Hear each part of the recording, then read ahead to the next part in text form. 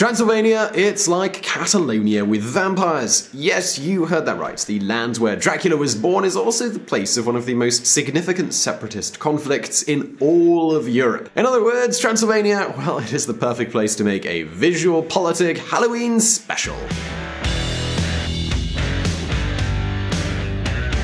And yes, we do read your comments. We do know that you want a video about Catalonia, and I tell you what, we are working on it. It's going to be big, it's going to be complicated, and it's also going to be worth the wait, I promise. Just sit tight for Catalonia. But for now, let us get back to Transylvania, which is a historical region located in the center of Romania. Despite being inside Romania, 20% of its population doesn't even speak Romanian. Instead, their mother language happens to be Hungarian.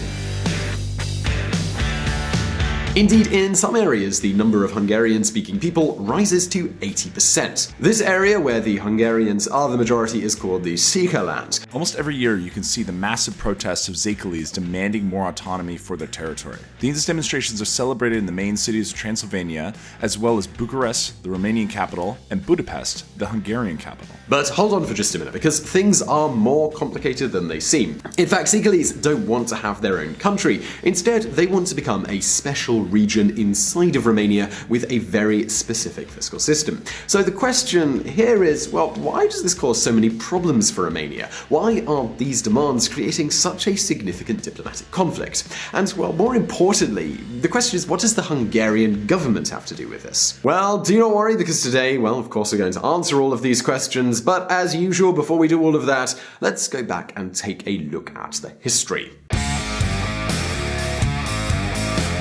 Hairy tongues. So for centuries, Transylvania, it was part of the Kingdom of Hungary. Back then, Romania, it wasn't even a country. The upper classes and aristocracy spoke Hungarian, and Romanian, it was the language spoken by the peasants. At some point in history, Romanian speakers were even prosecuted by the authorities. We call this process the Maguirization. Basically, these Hungarian rulers, they wanted to impose their culture at any cost. To those aristocrats, Romanians were sort of hillbillies who had a special love for stealing things and a bad sense of personal hygiene. In fact, there was even a term to refer to these Romanians. They were called Zoros Nielvu. This literally means with a hairy tongue. So during the 19th century, the government closed Romanian-speaking newspapers, and they even forced a lot of citizens to change their Romanian name to a Hungarian one. Despite this, well, after World War I, things they really changed. The Austro-Hungarian Empire, it lost the war, and one of the things that happens when you lose a war is you usually lose a part of your territory. One of those parts, well, that was Transylvania, which was incorporated into Romania. Suddenly, these peasants that were oppressed by the Hungarian nobility, they had power. And with that power, well, they wanted revenge. And this is how the first attempts to destroy the Hungarian culture, well, that's how they started.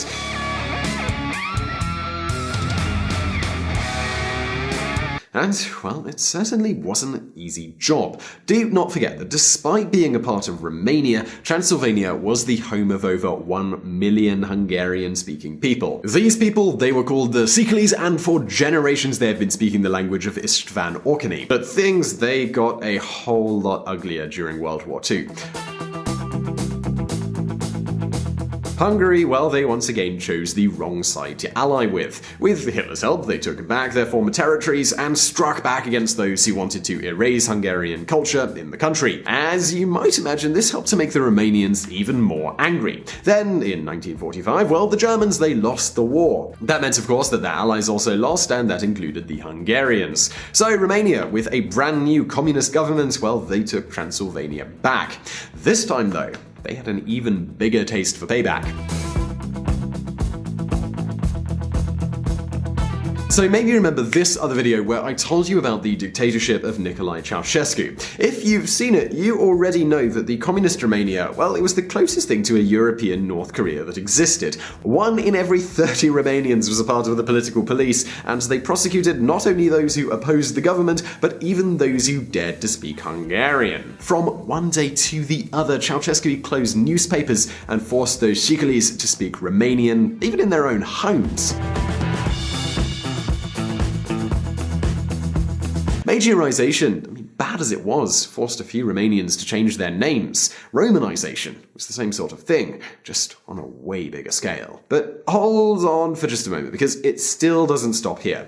On their path to destroy even the last resemblance of Hungarian culture, the Romanian Communist Party forced thousands of citizens to set up in the Hungarian-speaking territories. This way, Hungarian-speaking became a small minority in cities like Oradea or Satu Mare. Basically, the whole area that borders with Hungary became a Romanian majority region. Despite all of this, there is a region that did manage to keep their language and traditions intact. It's the one we mentioned earlier. It's the so-called Szekely Land.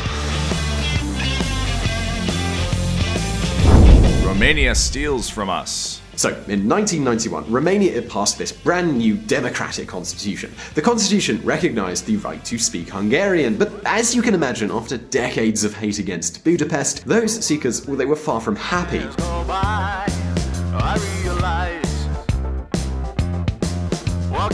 Think about it. I mean, fiscally, Romania, it's a very centralized country. Almost all the taxes are collected by the central government, and then they share that money among the regions with a focus on the poorest ones. This puts Transylvania in a pretty bad position, and that's because, well, they are one of the wealthiest regions.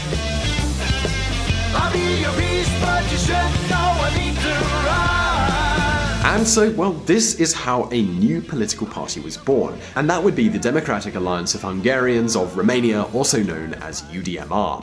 Unsurprisingly, they won all the elections in the regions where Hungarians are the majority. So, well, what are their foundations? Well, basically, they claim that Romania is essentially sucking their lifeblood, their money. Yeah, it's pretty much the same situation as in Catalonia, and their solution to end this Romanian looting is imitating the fiscal model of another Spanish region, and that would be the Basque country. Unlike other regions, the Basque citizens don't pay their taxes to Madrid, but to their local government instead. Once the money is collected, the local government has to give some share to the central government, but the rest is to be managed the way the local government wants. So this was the system that was proposed by the Seekers in 2014. And guess what the Romanian government replied? Well, they said it was against the constitution. The Romanian constitution starts off by saying that it is a sovereign, unitary, and indivisible country. Now, of course, this is something that created a whole lot of protests in a whole lot of different cities. There were referendum attempts and all sorts of other symbolic objections. And these are all things that really hurt the Romanian ruling class. Romania's ruling party threatens autonomy-seeking Transylvanian Hungarians with prison punishment. Attempts that threaten the constitutional order of Romania should be punished with prison. If you've been following the case of the Catalonian separatists, well, this might sound pretty familiar to you. But hold on just a second, because, well, the best it's yet to come. Autonomy or annexation? If any of you have ever been to Hungary, I'm sure you might have seen someone wearing this t-shirt with this map. It represents the shape of Hungary before losing a part of their territories before World War I. Yeah, even today, in the 21st century, a lot of Hungarians keep dreaming about taking their old empire back. And among them, you'll find the president, Viktor Orban, the Vladimir Putin of the Danube. Just like the Russian president, Orban is famous for prosecuting journalists who dare to criticize him. He has passed anti-gay laws and he wins elections with 60% of the vote. And of course, like every good Putinist, Orban likes to rule not only his own country, but others too. Orban supports the autonomy of the Szekely's. Alright. I know what you're thinking. Why does a president from another country mess with the internal politics of another? I mean, at the end of the day, what the Seekers want is just to have more autonomy, but without leaving Romania, right? Well, in fact, those Seeker citizens are also his citizens. Hungary grants citizenship rights to ethnic Hungarians abroad. Yeah, you heard that right. All of those Transylvanian-born Hungarians, they have 2 passports. They have the right to study in Hungary, and of course, they get to vote in Hungarian elections. This last thing, well, it's pretty good for Orban. I mean, he's popular inside of Hungarian borders, but outside, he absolutely steals the show. 95% of Hungarians from abroad voted for his party at the latest legislative elections. Meanwhile, Romania considers these rights for the Seekers as a complete violation of their own sovereignty. In their opinion, if you vote in two different countries, you can't be loyal to the one where you live. All this means that diplomatic relations between Hungary and Romania are pretty darn complicated. Thanks to this, Orban can use Romania as an antagonist to his nationalist propaganda. And then Romania, well, it gets a great chance to give some shit to Hungary when it comes to European politics. So now this probably leads you on to the question of, well, what's the European Union think about all of this? The truth is, despite the Council of Europe writing memorandums where they defend the rights of ethnic minorities, Brussels would never let Hungary win. At the end of the day, Viktor Orban is like the Dracula, Frankenstein, and Freddy Krueger of European politics. So as long as things don't turn ugly, don't expect any position from any EU institution or politician. But this is what we think here at VisualPolitik, and now we'd love to know what you think. Do you think Transylvania should have its own autonomy? Or perhaps this is nothing but an attempt by Hungary to get some sway back on their former territories? Well, leave your answers in the comment section below. We would love to hear from you. Meanwhile, if you want to know more about the old Romanian communist system and the current Romanian corrupt system, do not forget to click on the video that appears at the end of this one, and do visit our friends at the ReconsiderMedia.com podcast. They provided the vocals in this video that are not mine. And do not forget that we publish brand new videos every Monday and every Thursday, so hit that subscribe button and you will not miss any post. And if you like this video, please do give us a thumbs up, and well, I wish you a terrific Halloween. And if you want to learn more about politics and hear even more of my lovely voice, you can join us at Reconsider Media. We have a podcast at reconsidermedia.com/podcast. See you there. In my head it's kind of ruined. I see your body moving. I become magnetized.